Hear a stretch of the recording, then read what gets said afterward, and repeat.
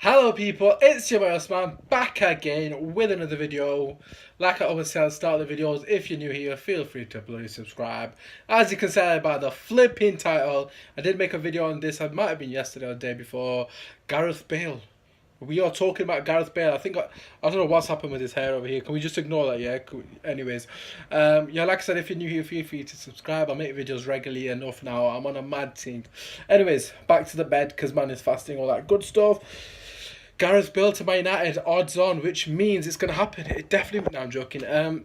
First and foremost, in case you don't know what's happening in the last couple of days with Gareth Bale, long story short, it was Real Madrid's last game. I believe they lost 2-0. I can't remember what team it was. It might have been Real Betis, but feel free to correct me if I'm wrong. It's probably wrong, isn't it? And it was a lost 2-0. Zidane came out after the game saying, look, basically people were asking him why is Gareth Bale not played arguably his last ever game at the Bernabeu in a Real Madrid shirt, of course. And Zidane basically said, first and foremost, if you've got a player that doesn't fit the system, you don't play him, which is fair enough. I agree with that. But then he's gone on to say, even if I had 4 substitutions, I would not sub Gareth Bale on. How is he going to destroy a man like that? Why is he absolutely annihilated him like that?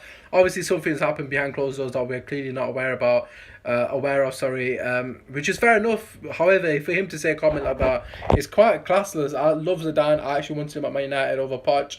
I know a lot of people probably don't agree with that, but it's coming to a point now that I don't actually know what's going on with Real Madrid. It looks like they're going to clear out a lot of players, and of course, Man United are one of the few clubs that can genuinely afford his wages. I did say in my last video, Spurs would be the other option for him, realistically speaking, of course. It would make sense for him to come back to the Premier League. Obviously, Man United got the money to pay his wages, and of course, Spurs, that's sort of a nostalgic sort of thing. Them going to a new stadium, a marquee sign, it would make sense as well if Spurs were to go for him. So I would assume it'd be between those two teams.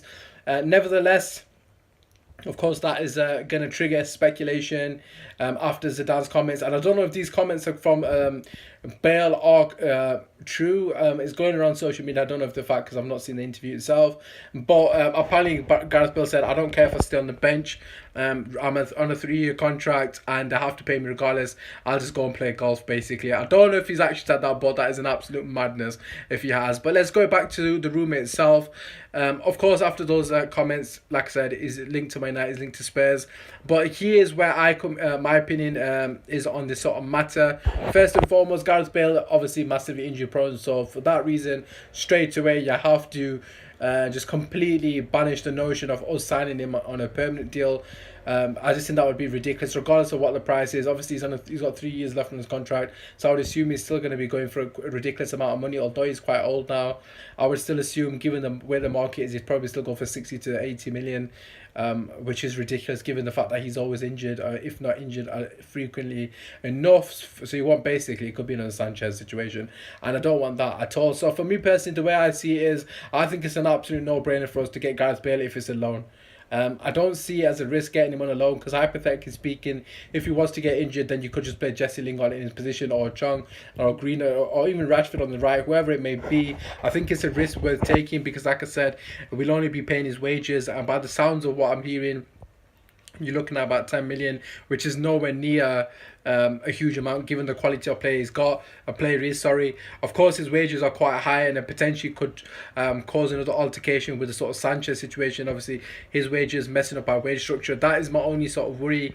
If it's a situation where he's asking for 400k, then it might cause a bit of issues with other players again, like what with Sanchez, basically what Sanchez did. Long story short, first and foremost, before we even go for this Gareth Bale thing, Sanchez needs to come off the wage bill. That's an absolute necessity. We can't be paying Sanchez and Bale at the same time. That is not possible. If we get rid of Sanchez, then this potentially can be something that we can look at.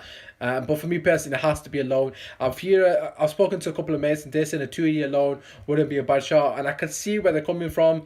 Obviously with the option of returning him after the first year if he's injured all the time or whatever it may be, that wouldn't be a bad shout either, because obviously realistically speaking, if he does do well in the first year, we probably, given his age is about 29, we could probably get him to 31 and pretty similar to what Zlatan did, and we can get rid of him, then it'd be finished in my eyes, obviously given the fact that he stays fit or not. So yeah, coming back to the Gareth Bale thing, what is the likelihood of it happening? Like I said to you, there's only two options that he really has: is Spurs and Man United.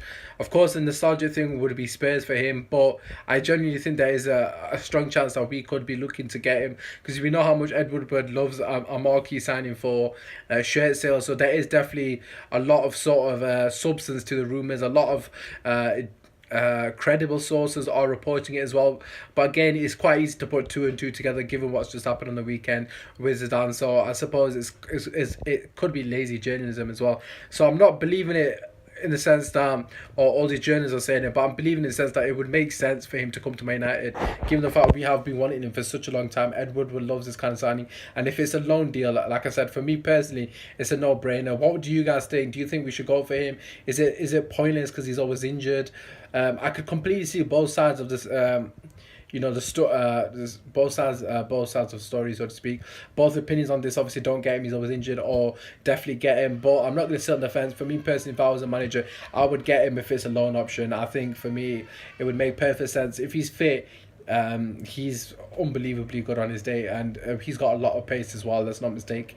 Let's not beat around the bush. If he, was it not just last Champions League final this time last year when he bagged that overhead against Liverpool? So it's not like he's not talented still. He's just going through a rough patch, so to speak. That aside.